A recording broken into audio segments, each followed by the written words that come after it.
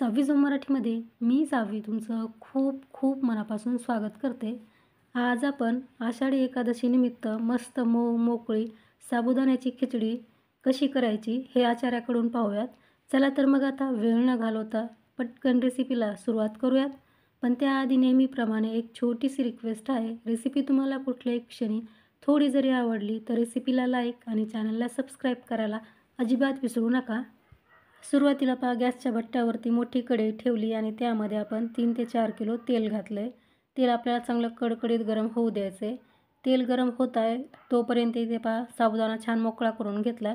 हा साबुदाणा आपण रात्री भिजत घातला होता. 20 किलो साबुदाणा आहे. 2-3 पाण्याने साबुदाणा स्वच्छ धुवून घेतला आणि मग यामध्ये भरपूर पाणी घालून साबुदाणा रात्रभर आपण भिजण्यासाठी असा साईडला ठेवून दिला होता.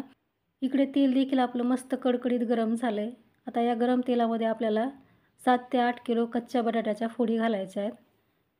बटाटे आपण साल काढून घेतल्यानंतर अशा फोडीमध्ये कट करून घेतलेत आणि फोडी कट केल्यानंतर याला 2-3 पाण्याने स्वच्छ धुवून घेतले. धुतल्यानंतर आपण या फोडी तेलामध्ये घातलेल्या आहेत. आता मिडियम गॅस करून या फोडी आपल्याला तेलामध्ये छान फ्राय होऊ द्यायच्या आहेत. साबुदाणा बनवताना उकडलेला बटाटा न घालता असा कच्चा बटाटा घालायचा, म्हणजे साबुदाण्याला चव खूप छान येते. बटाट्याच्या फोडी बऱ्यापैकी फ्राय झाल्यात, म्हणजेच मऊ झालेल्या आहेत. आता आपल्याला यामध्ये काय करायचं आहे की लगेच 1 किलो मिरचीची पेस्ट घालायची आहे. आता ही पेस्टसुद्धा आपल्याला चांगली परतून घ्यायची आहे.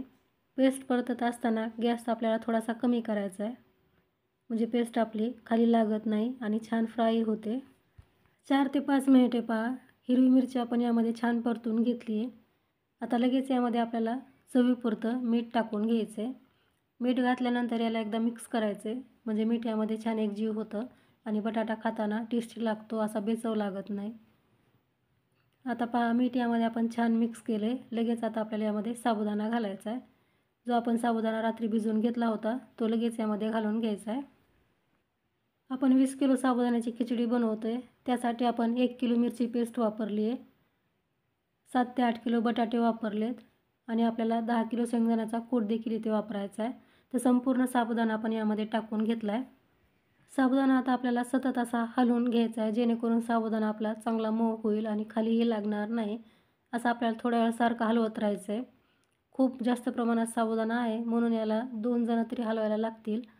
आता साबुदाणा आपण थोडासा हलवून घेतल्यानंतर, म्हणजेच परतून घेतल्यानंतर यामध्ये आपल्याला लगेच आता शेंगदाण्याचा कूट घालायचा आहे. तर मी अगोदर तुम्हाला सांगितलं यामध्ये आपण जवळपास 10 किलो शेंगदाण्याचा कूट घातलेला आहे.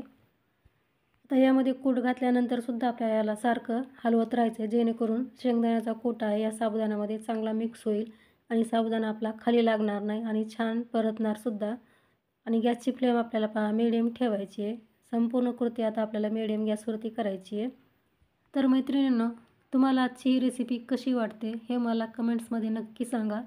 रेसिपी तुम्हाला थोडी जरी आवडत असेल तर रेसिपीला लाईक करा, शेअर करा आणि चॅनलला तुम्ही पहिल्यांदाच आला असाल तर प्लीज आपल्या सावी जो मराठीला सबस्क्राईब करून समोरील बेल आयकॉनला क्लिक करायला विसरू नका, कारण जेव्हा कधी मी नवीन रेसिपी अपलोड करेन त्याचं नोटिफिकेशन तुम्हाला सर्वात अगोदर मिळेल आणि तुम्ही माझी एकही रेसिपी मिस करणार नाही.